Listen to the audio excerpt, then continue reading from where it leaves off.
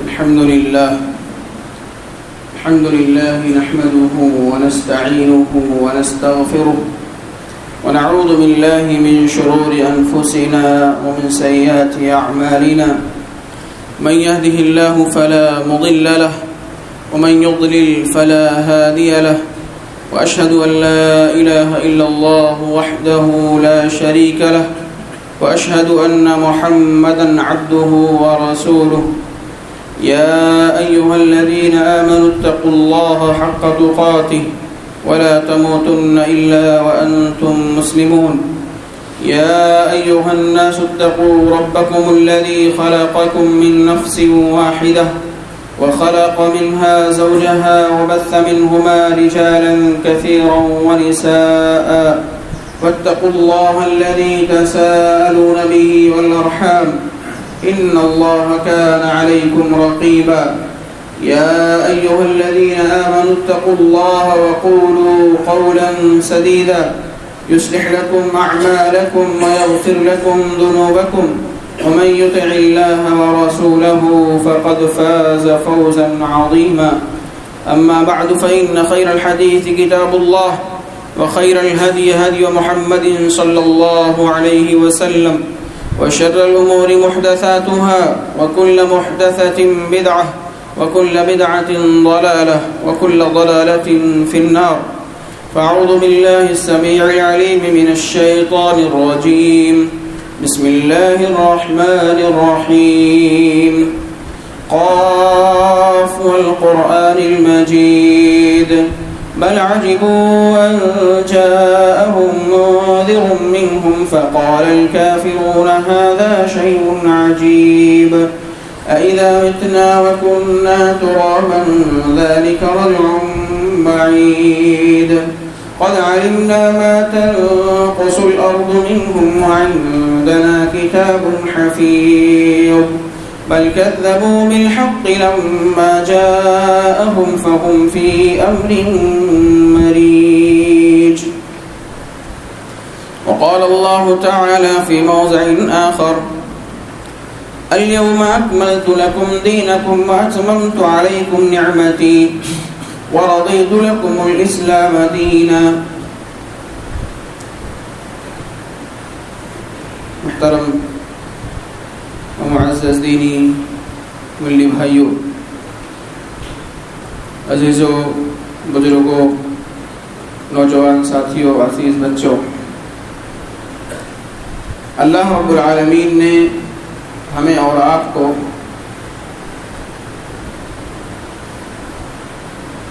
مرور ایام کے ساتھ ساتھ جس طرح سے دن گزر رہے ہیں، مہینے گزر رہے ہیں، انسانوں کی نیکی کے حصول کے لیے اور مسلمانوں کو اللہ رب العالمین سے حد سے زیادہ قریب کرنے کے لیے بہت سارے ایسے مواقع عطا فرماتا ہے، دیتا رہتا ہے، جن موقعوں سے ایک مومن بندہ فائدہ اٹھا کر اللہ رب العالمین کے قریب ہو جاتا ہے، اور اللہ رب العالمین نے ان موقعوں کو اپنے رسول کے زبانی بڑا ہی اہم قرار دیا ہے۔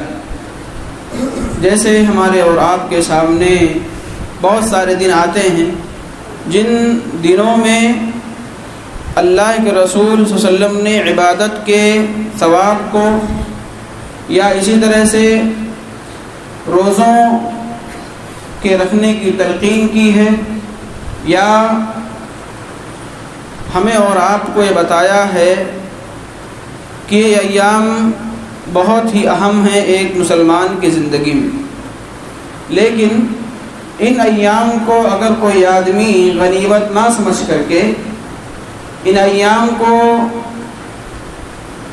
نیکی سے بھرا ہوا یا اسی طرح سے ان ایام میں عبادتوں کا اہتمام نہ کر کے دوسری اور چیزیں اپناتا ہے، بدعات کا ارتکاب کرتا ہے، یا ایسے ہی عبادت کے لیے، نمازوں کے لیے کچھ ایام خاص کرتا ہے، یا اسی طرح سے ان دنوں میں یا ان کی راتوں میں کچھ نمازیں مخصوص شکل اور کیفیت کی اپنی طرف سے ایجاد کر لیتا ہے، تو ظاہر ہے کہ آدمی ان دنوں کی اہمیت کو نہیں سمجھا، اور اگر اس نے سمجھا ہے تو ان دنوں کو ایسے اعمال میں برباد کر دیا، یا اس مہینے کی راتوں کو ایسی فضول چیزوں میں برباد کر دیا جو چیزیں اس کی نظریے کے حساب سے عبادت تو تھی، لیکن اللہ اس کے رسول کے نظریے کے حساب سے، اللہ اس کے رسول کے بتائے ہوئے اصول اور طریقے کے اعتبار سے وہ عبادت نہیں تھی، بدعت تھی۔ جس مہینے سے ہم اور آپ گزر رہے ہیں یہ شعبان کا مہینہ ہے۔ شعبان جو رمضان مبارک سے پہلے جو مہینہ ہے، عربی تاریخوں کے اعتبار سے، عربی مہینوں کے حساب سے یہ شعبان کا مہینہ ہے، جس میں جو مسنون عمل ہے مسلمانوں کے لیے وہ کثرت سے روزہ رکھنا ہے۔ حضرت عائشہ رضی اللہ تعالی عنہ بیان فرماتی ہیں کہ میں نے رسول اللہ صلی اللہ علیہ وسلم کو رمضان مبارک کے بعد سب سے زیادہ روزے شعبان میں رکھتے ہوئے دیکھا ہے، اور بعض روایتوں میں تو یہاں تک ہے کہ آپ صلی اللہ علیہ وسلم اکثر شعبان روزہ رکھتے تھے، یعنی شعبان کا جو مہینہ ہے اس کے دنوں میں عموماً اللہ کے رسول صلی اللہ علیہ وسلم روزہ رکھتے تھے۔ لہذا اس مہینے میں مسلمانوں کو روزہ رکھنے کی کوشش کرنی چاہیے، ایک بات۔ دوسری بات، بعض امہات المومنین یہ کہتی ہیں کہ ہم جو ہمارے روزے رمضان کے چھوٹے رہتے تھے، ہم دوسرا رمضان آنے سے پہلے شعبان کے مہینے میں پورا کر لیا کرتے تھے، یعنی جس بھی شخص کے روزے، مرد ہو عورت ہو، اگر گزشتہ رمضان کے روزے باقی ہیں تو اس مہینے میں ضرور بالضرور ان روزوں کو پورا کرنے کی کوشش کرنی چاہیے۔ اور ان دنوں میں اللہ کے رسول صلی اللہ علیہ وسلم نے ایک بہترین عمل جو بتایا کرنے کے لیے وہی روزہ ہے، اور اس کے علاوہ ان مہینوں کی، اس مہینے کی کوئی اور فضیلت زیارت قبور کے لیے، یا کسی رات کو جاگنے کے لیے، یا کسی دن کو شب برات کے نام سے اپنانے کے لیے، یا کسی بھی دن کو خاص عبادت کے لیے متعین کر لینا اور یہ کہہ دینا کہ یہ دن حقیقت میں شب برات کی رات ہے، یا یہ دن جو رات آنے والی ہے یہ عظمتوں والی رات ہے، احترام والی رات ہے، اس رات میں عبادتیں مسنون ہیں۔ یہ ساری چیزیں بہت سارے ہمارے بھائی کرتے ہیں، بہت سارے لوگ جو مسلمان ہیں، کلمہ گو ہیں، اپنے آپ کو محمد صلی اللہ علیہ وسلم کا امتی کہتے ہیں اور ان کا دامن اور ان کا کلمہ پڑھنے والے ہیں، وہ اس مہینے میں کچھ ایسی عجیب بدعتیں ایجاد کرتے ہیں اور اپناتے ہیں کہ ایک مسلمان شخص اس کو سن کر کے اور اس کو سمجھ کر کے بالکل اس سے کراہت کا اظہار کرے گا، کیونکہ آپ ابھی سنیں گے، آپ کے سامنے بات آئے گی کہ یہ مہینہ جو اللہ کے رسول صلی اللہ علیہ وسلم نے روزوں کے حساب سے بتایا کہ تیاری کرنا ہے، روزہ رکھ کر کے اپنے آپ کو رمضان کے لیے تیار کرنا ہے کہ آدمی کی ہیبٹ بن جائے، عادت بن جائے اور وہ روزہ رکھنے کا عادی ہو جائے۔ لیکن بہت سارے لوگ اس سلسلے میں کچھ عجیب چیزیں ایجاد کرتے ہیں اس ماہ میں۔ پہلی چیز، اس ماہ میں لوگ کہتے ہیں 15ویں شعبان کا جو دن ہے، اس دن کو روزہ رکھنا ایک بہترین عمل سمجھتے ہیں، مسنون عمل سمجھتے ہیں۔ ابھی آپ کے سامنے بات آئی کہ اس مہینے میں کثرت سے روزہ رکھنا یہ مسنون ہے، لیکن کسی بھی دن کو خاص کر کے روزہ رکھنا یہ بدعت ہے۔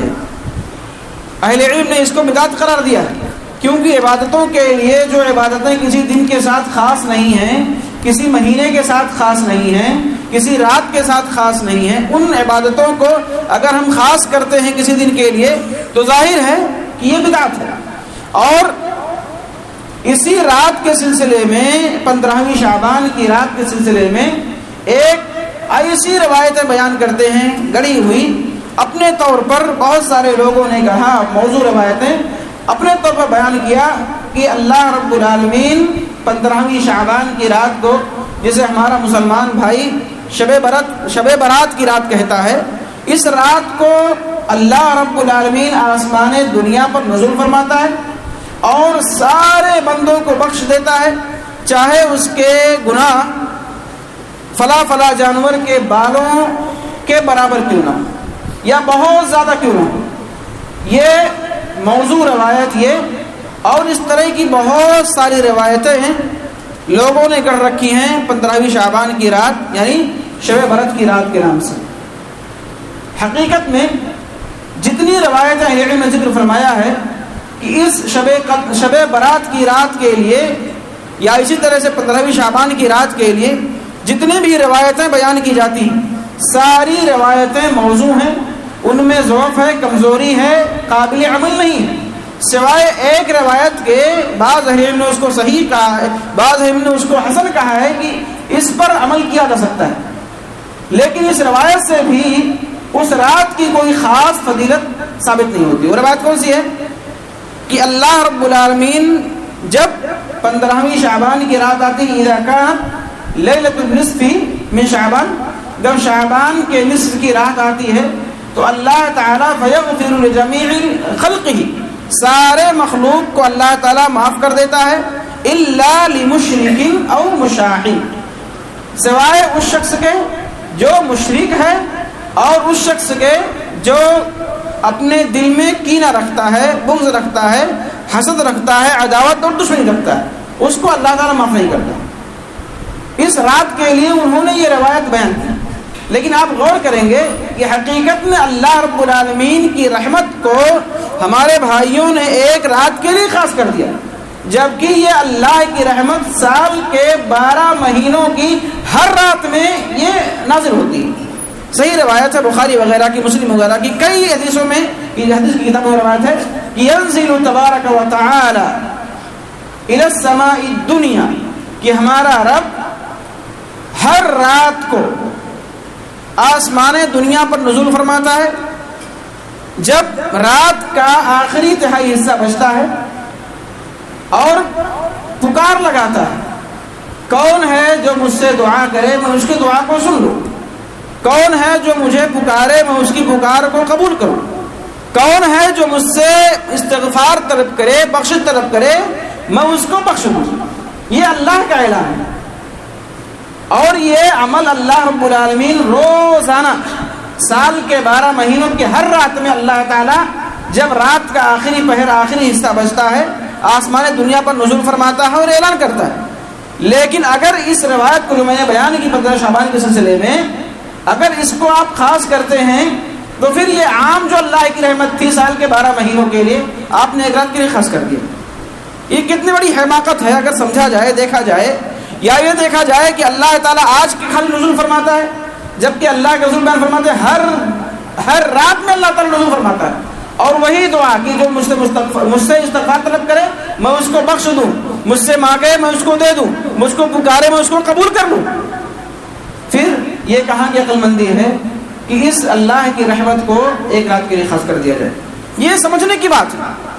عقل میں یہ چیز آدمی کے کیسے سمجھ میں آتی ہے، کیسے سمجھتا ہے وہ شخص کہ اللہ کی رحمت جو سال کے 12 مہینے ہے ایک رات کے ہم اس کو کیوں خاص کریں؟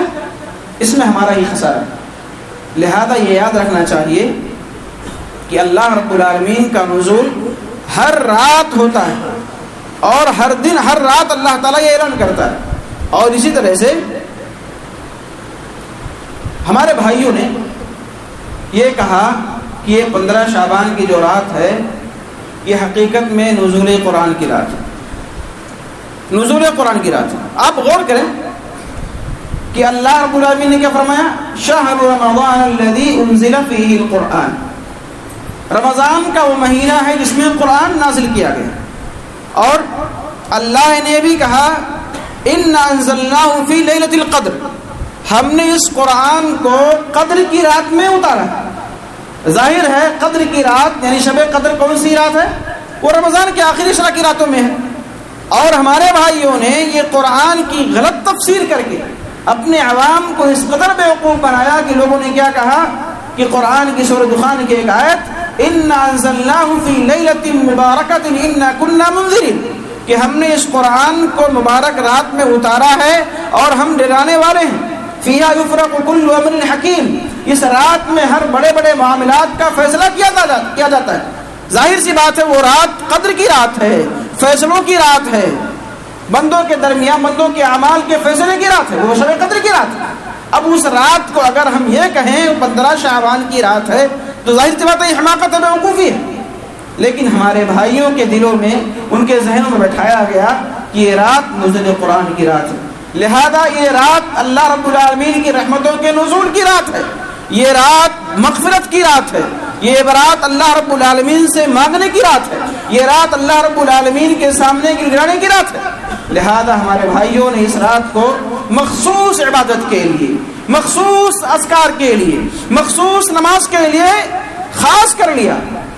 آپ غور کریں گے اس رات کو بہت سارے ہمارے بھائی، آپ دوسرے جگہوں پر جائیں تو دیکھیں گے کہ جب 15 شعبان کی جو رات رہتی ہے جسے لوگ شب برات کہتے ہیں، حقیقت میں شب برات کہنا ہی یہ آدمی جب سمجھتا ہے، شریعت کو سمجھتا ہے، عربی سمجھتا ہے تو اس کے ذہن میں فوراً بات آتی ہے شب یہ فارسی لفظ ہے اور برات یہ عربی لفظ ہے، فارسی اور عربیوں کے ایک ساتھ ملا دیا گیا۔ برات کا معنی ہوتا ہے کسی چیز سے الگ ہو جانا۔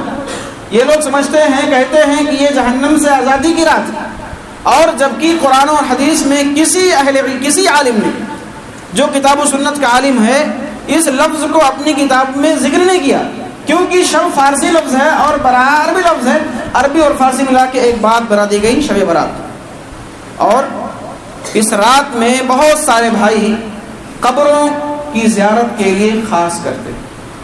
آپ اپنے ارد گرد جائیں گے اور دیکھیں گے قبروں کی طرف جاتے ہیں، قبرستان میں وہاں دعائیں کرنا، ان سے مانگنا، اور ان کا نظریہ عقیدہ یہ ہے کہ 15 شعبان کی رات کو روحیں آتی ہیں، اور جو ہم حلوہ بناتے ہیں یا جس طرح کھانے غذائیں بناتے ہیں، اچھے سے اچھے پکوان بناتے ہیں، وہ گھر میں رکھ کے جاتے ہیں اور اپنا سب قبرستان میں جاتے ہیں کہ روحیں آتی ہیں، ہمارے کھانے کو کھاتی ہیں اور پھر چلی جاتی ہیں۔ یہ کتنا غلط نظریہ ہے، عقیدہ ہے۔ اسی 15 شعبان کی رات کے سلسلے میں ہمارے بھائیوں کا یہ عقیدہ ہے۔ آپ غور کریں، اور اسی رات کو یہ دلیل دیتے ہیں کہ اللہ کے رسول صلی اللہ علیہ وسلم نے حلوہ کھایا، اس لیے ہم 15 شعبان کی رات کو یا دن میں رات میں ہم حلوہ کھاتے ہیں، اور یہ دلیل دیتے ہیں کہ اللہ کے رسول کے دندان مبارک شہید ہوئے تھے۔ یقیناً اللہ کے رسول کے دندان مبارک غزوہ احد میں شوال کے مہینے میں سن 3 ہجری میں شہید ہوئے تھے۔ غزوہ احد جو دوسرا غزوہ ہے سن 3 ہجری میں ہوا ہے، شوال کے مہینے میں ہوا ہے، اور آپ کے دانت ٹوٹے تھے اس لیے آپ نے کھایا، اور آپ یہاں یہ کہتے ہیں رسول نے کھایا ہم کھا رہے ہیں۔ آپ شب برات کی رات کو یعنی 15 شعبان کی رات کو کھاتے ہیں، آپ کے دانت بھی نہیں ٹوٹے ہیں، آپ کو اللہ نے دیا ہے روزانہ کھائیے، اچھی غذا ہے، لیکن یہ کر کر کے سنت ہے اور عبادت ہے آج کے دن حلوہ کھانا، یہ حقیقت میں دین میں ایک نئی چیز کا ایجاد کرنا، اور دین میں ایک ایسی چیز کی ایجاد کرنا جو دین کا حصہ نہیں، وہ گمراہی ہے، ضلالت ہے۔ اللہ کے رسول بیان فرماتے ہیں من احدث فی امرنا ھذا ما لیس منہ فہو رد، جو شخص ہماری اس دین میں کوئی نئی چیز ایجاد کرتا ہے وہ مردود ہے۔ ومن عمل عملا لیس علیہ امرنا فہو رد، کوئی اگر ایسا عمل کرتا ہے جو ہماری شریعت میں نہیں ہے، جس پر ہماری مہر نہیں ہے، قرآن میں حدیث میں نہیں ہے، وہ مردود ہے، بدعت ہے۔ لہذا ایسی چیز ایجاد کر کے عوام کے جیبوں کو ایٹھنا اور عوام سے وصولنا، یہ بہت سارے لوگوں کا وتیرہ اور طریقہ بن چکا ہے، بہت سارے لوگوں کا۔ اور اسی رات میں 15 شعبان کی رات میں لوگوں نے ایک نماز ایجاد کیا ہے جس نماز کو کہا جاتا ہے صلاۃ الفیہ۔ الفیہ، الف یہ عربی کا لفظ ہے جس کے معنی ہوتا ہے 1000 رکعت والی نماز، اور اسی شعبان کے 15ویں رات کو بہت سارے ہمارے بھائی اپنے گھروں میں یا دوسری جگہوں پر مسجدوں میں یہ صلاۃ الفیہ کا اہتمام کرتے ہیں. اس میں نماز کیسی پڑھتے ہیں؟ 100 رکعت نماز پڑھتے ہیں اور ہر رکعت میں 10 مرتبہ سورہ اخلاص پڑھتے ہیں. یہ حقیقت میں اپنے آپ کو ایسی چیز کا مکلف بنانا ہے جس کی آپ کے اندر قوت نہیں ہے. نمازوں کے تہجد نمازوں کے سلسلے میں یا نفلی نمازوں کے سلسلے میں یہ تعین نہیں ہے کہ آپ اتنا پڑھیں اپنے آپ کو تھکائیں. یہ چیز حقیقت میں لوگوں کے لیے لوگوں کی طرف سے تھوپا گیا ہے. اور ہر رکعت میں سورہ اخلاص 10 مرتبہ، اگر 100 رکعت پڑھے تو 1000 مرتبہ ہو گیا، اس لیے اس کو صلاۃ الفیہ کہا جاتا ہے. اس کا کوئی ثبوت نہ قرآن میں نہ حدیث میں، صحابہ کے یہاں، تابعین کے یہاں، تبع تابعین کے یہاں اور بعد کے ادوار میں کہیں اس کا ثبوت نہیں ملتا ہے. اس کو ایک فلسطینی نژاد شخص نے بہت بعد میں اس نماز کو ایجاد کیا ہے. تقریباً 4 صدی کے بعد 444 ہجری غالباً میں اس شخص نے، ایک فلسطینی شخص نے اس نماز کا ایجاد کیا. آپ غور کریں، نماز کا ایجاد کرنے والا اللہ کے رسول کے وفات کے بعد تقریباً 440 یا 30 سال کے بعد اس کو ایجاد کرتا ہے اور ہمارے بھائی اس کو عبادت کے طور پر انجام دیتے ہیں، اپنے آپ کو تھکاتے ہیں. جو لوگ شہروں میں رہتے ہیں وہ دیکھتے ہوں گے کہ آج کی یعنی 15 شعبان کی رات کو قبرستان پر لائٹیں لگائی جاتی ہیں، مسجدوں کو پورا چمک دمک کے ساتھ منور کیا جاتا ہے، کمکمے لگائے جاتے ہیں. یہ حقیقت میں ایسی چیز ہے جس میں انسان اپنے مال کو بھی ختم کرتا ہے، اپنے مال کو بھی برباد کرتا ہے، اپنے آپ کو بھی تھکاتا ہے. اور اسی طرح سے اس رات جو فضول خرچیاں آدمی کرتا ہے وہ حقیقت سے ورے ہے اور لوگوں کے لیے مجلسیں منعقد کرتا ہے، راستوں کو روک کر کے وہاں محفلیں منعقد کرتا ہے. راستوں میں لوگوں کا ازدحام اور بھیڑ ہوتی ہے، سارے لوگوں کو پریشان کرتے ہیں. یہ حقیقت میں شرعاً تو درست نہیں ہے، لیکن عقلاً بھی آدمی سمجھے کہ ہم دوسروں کی پریشانی کا سبب بن رہے ہیں. تو یہ چیز آج کل کے معاشرے کا فیشن ہے اور بہت سارے جو نوجوان جذباتیت میں آ کے یا جذبات میں آ کے ایموشنز میں آ کے یہ سارے کام اتنی خوشی سے اتنے جذبے سے کرتے ہیں، ایسا محسوس ہوتا ہے کہ حقیقت میں اسی سے ان کو جنت ملنے والی. یا تو وہ لا علم ہیں یا جاننے کے باوجود بھی وہ سیدھے راستے پر آنا نہیں چاہتے. ایک رات آدمی 1000 رکعتیں پڑھ لی، اس کے بعد ساری نمازوں سے ہاتھ دھو بیٹھے، کسی دن 5 وقت نمازوں کی توفیق نہیں ہوئی. ایسی تمام چیزوں سے آدمی کو بچنا چاہیے. اور اسی طرح سے اس رات کے سلسلے میں اہل علم نے کچھ اور بدعتیں بتائی ہیں کہ لوگ کیا کرتے ہیں. مسجدوں میں بیٹھ کر کے حلقہ بنا کر کے، دائرہ بنا کر کے بیٹھتے ہیں اور تسبیح کرتے ہیں، ذکر و اذکار کرتے ہیں، اور الگ قسم کی تسبیح، الگ کلمے جو کلمے سنت سے ثابت نہیں ہیں ان کلموں کا ذکر کرتے ہیں حلقہ بنا کر کے بلند آواز سے. جبکہ ہم کو آپ کو سب معلوم ہے کہ ذکر کے لیے کوئی دن خاص کرنا، کوئی رات خاص کرنا، مجلس لگا کے ایک ساتھ ذکر کرنا، یہ سب بدعت ہے. اور اس کی دلیل ہمیں اور آپ کو ملتی ہے. آپ یاد کیجئے کہ ایک مرتبہ ایک مسجد میں صحابی رسول گئے تو دیکھا کہ کچھ لوگ حلقہ بنا کر کے صحیح تسبیح پڑھ رہے ہیں، سبحان اللہ پڑھ رہے ہیں، الحمدللہ پڑھ رہے ہیں، اللہ اکبر پڑھ رہے ہیں، حلقہ بنائے ہوئے ہیں اور ان کے ہاتھوں میں تسبیح کے دانے اس سے ذکر کر رہے ہیں. صحابی رسول نے جب دیکھا تو اس کے بعد فوراً وہاں سے واپس آ گئے، کوفہ کی ایک مسجد میں واپس آ گئے اور دوسرے صحابی کو بتایا کہ ابو موسیٰ اشعری غالباً ان کے بارے میں ان کو بتایا کہ میں نے لوگوں کو دیکھا کہ ایسا کر رہے ہیں. کہا تم نے ان کو ٹوکا نہیں؟ کہا نہیں. میں نے کہا، انہوں نے کہا کہ میں آ کے آپ سے بتا رہا ہوں، آپ ساتھ چلیے. گئے، دیکھا کہ مسجد میں حلقہ لگا ہوا ہے، لوگ گول دائرہ بنا کے بیٹھے ہیں، تسبیح کر رہے ہیں، ذکر و اذکار کر رہے ہیں اور تسبیح کے دانوں پر وہ پڑھ رہے ہیں. کیا جواب دیا؟ آپ غور کریں، تاریخی جملہ. کہا اللہ کے رسول کو انتقال کیے ہوئے ابھی چند ایام نہیں گزرے، رسول کے کپڑے ابھی بوسیدہ نہیں ہوئے ہیں، رسول کے برتن ابھی ٹوٹے نہیں ہیں، تم نے ابھی سے چیز ایجاد کر لی. وہ لوگ کیا کہتے ہیں؟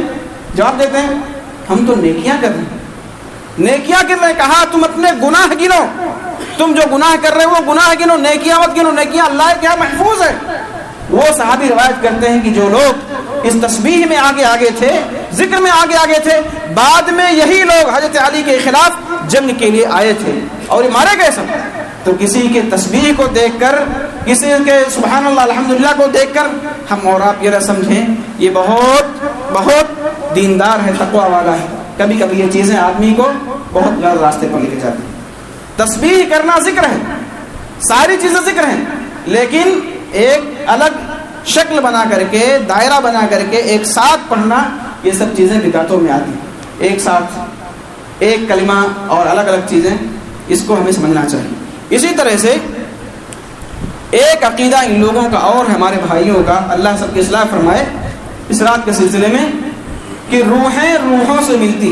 عقیدہ ان کا کیا ہے؟ عقیدہ یہ ہے کہ 15 شعبان کی رات کو یا 15 شعبان کی رات سے پہلے جو روحیں جن آدمیوں کا انتقال ہو جاتا ہے، ان کی روحوں سے دوسرے روحوں سے جو پہلے ہمارے ان سے ملتی نہیں، تو ان کے ملانے کے لیے کیا جاتا ہے؟ ختم کیا جاتا ہے۔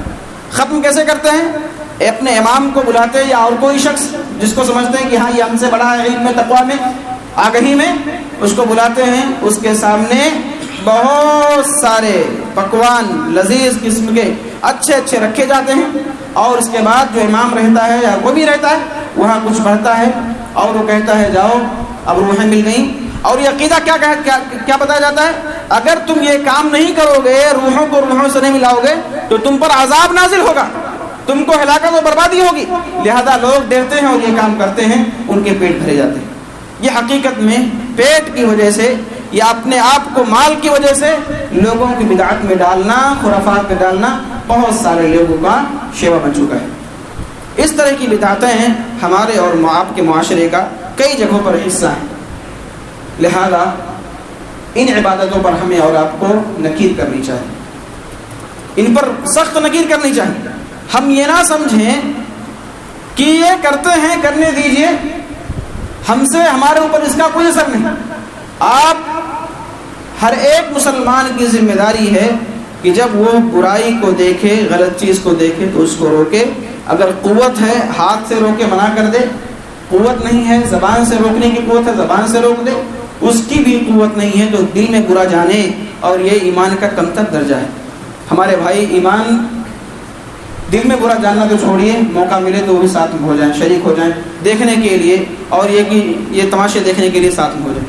یہ چیزیں ایسی ہیں جو ہمارے معاشرے میں بڑی تیزی سے پھیل رہی ہیں، اور لوگ اس قدر، کیونکہ اس میں چمک ہے، دمک ہے، اور لوگوں میں یہ چیز سامنے آتی ہے کہ وہ ایسی چیزوں کے عادی ہے کہ جہاں ان کو نمایاں کیا جائے، ان کا ذکر آئے، ان کا نام لیا جائے، ان کو پیش کیا جائے، لوگ دیکھیں، ایسی چیزیں لوگوں کے دلوں میں بہت تیزی سے بیٹھ رہی ہیں، لوگ اس کے پیچھے چل رہے ہیں۔ نوجوان خاص طور سے ان کو سمجھنا چاہیے کہ اسلام کی روح کے منافی ہیں۔ بدعت ایسی چیز ہے، علماء نے کہا ہے کہ بدعت کبھی باز نہیں ہوتی، بدعت کبھی باز نہیں ہوتی۔ کیا مطلب؟ ایک ہی چیز ہے لیکن بدعت کی شکلیں الگ الگ ہوتی ہیں۔ کبھی کس دور میں ایک بدعت دوسرے شکل پر تھی اور دوسرے دور میں بدعت تیسرے شکل میں آ گئی، یعنی الگ الگ شکل میں آتی ہے۔ اسی لیے اس کو جاننا اور پرکھنا ہر ایک مومن کی ذمہ داری ہے، اور ایسی بدعتوں سے پرہیز کرنا، لوگوں کو بتانا، یہ ہر ایک شخص کی ذمہ داری ہے، کیونکہ اللہ کا فرمان ہے الیوم اکملت لکم دینکم واتممت علیکم نعمتی، آج میں نے تمہارے لیے تمہارے دین کو مکمل کر دیا اور اپنی نعمت تم پر تمام کر دی۔ دین مکمل ہو گیا، دین مکمل ہو گیا، نہ اس میں کچھ اضافہ کیا جا سکتا ہے نہ کمی کیا جا سکتا ہے۔ اور کوئی یہ سمجھتا ہے کہ یہ بھی دین ہے، بدعت حسنہ ہے، اچھی بدعت ہے، تو میرے بھائیو اس کے ذہن کا فطور ہے، اس کے ذہن کا فطور ہے۔ امام مالک رحمہ اللہ کا ایک قول مجھے یاد آتا ہے اس سلسلے میں، انہوں نے ایک بات ذکر کی ایسے لوگوں کے بارے میں جو میقات سے پہلے احرام باندھتے ہیں، میقات سے پہلے احرام باندھتے ہیں، اس لیے اس سے یہ ان کو ثواب ملے گا یا جو بھی نیت ہے۔ انہوں نے کہا میں ایسے لوگوں پر فتنے سے ڈرتا ہوں، فتنے سے ڈرتا ہوں. تو لوگوں نے سوال کیا اس میں کیا فتنہ ہے؟ اگر کسی نے چند میل پہلے، چند کلومیٹر پہلے اگر میقات سے پہلے احرام باندھ لیا، اس میں فتنہ کیا ہے؟ تو انہوں نے امام مالک رحمہ اللہ نے جواب دیا وَأَيُّ فِتْنَةٍ أَعْظَمُ، اس سے بڑھ کر فتنہ اور کیا ہو سکتا ہے کہ تم یہ سمجھتے ہو کہ اس نیکی میں تم آگے بڑھ گئے جس نیکی سے رسول اللہ پیچھے رہ گئے. یہ جواب انہوں نے دیا. اگر ہم یہ سمجھتے ہیں یہ بھی دین کا حصہ ہے، 15 شعبان کی رات کو قبروں کی زیارت کرنا یہ مشروع عمل ہے، چراغاں کرنا مشروع عمل ہے، حلوہ بنانا مشروع عمل ہے، اور روحوں کو ملانا مشروع عمل ہے، اور ہزاری نماز پڑھنا مشروع عمل ہے، اور اس طرح سے ذکر و اذکار کرنا مشروع عمل ہے، تو ہم نے یہ سمجھا گویا محمد نے خیانت کی ہے دین پہنچانے میں. ہم نے یہ سمجھا کہ محمد صلی اللہ علیہ وسلم نے دین کو ہم تک مکمل پہنچایا نہیں. یہ کتنا بڑا الزام ہے. ہر بدعتی کو یہ سوچ لینا چاہیے کہ ہم یہ اللہ کے رسول پر الزام لگا رہے ہیں کہ رسول نے ہم پر دین صحیح طریقے سے مکمل پہنچایا نہیں. اس لیے ہمیں اور آپ کو سمجھنا چاہیے یہ بدعتیں گمراہی کا ذریعہ ہیں. اس لیے اللہ کے رسول صلی اللہ علیہ وسلم ہر خطبے میں ہر درس میں ہر مجلس نکاح میں ہر جگہ پڑھتے تھے وَكُلُّ بِدْعَةٍ ضَلَالَةٍ وَكُلُّ ضَلَالَةٍ فِي النَّارِ. ہر بدعت گمراہی ہے، ہر گمراہی جہنم میں لے جانے والی ہے. اللہ رب العالمین ہمیں اور آپ کو سنت کا متبع بنائے، سنتوں پر چلنے والا بنائے، سنتوں کا شیدائی بنائے، سنتوں کو پھیلانے والا بنائے، اور بدعتوں سے مکمل طریقے سے ہمیں اور آپ کو بچنے کی توفیق عطا فرمائے. آمین. وآخر دعوانا الحمدللہ رب العالمین.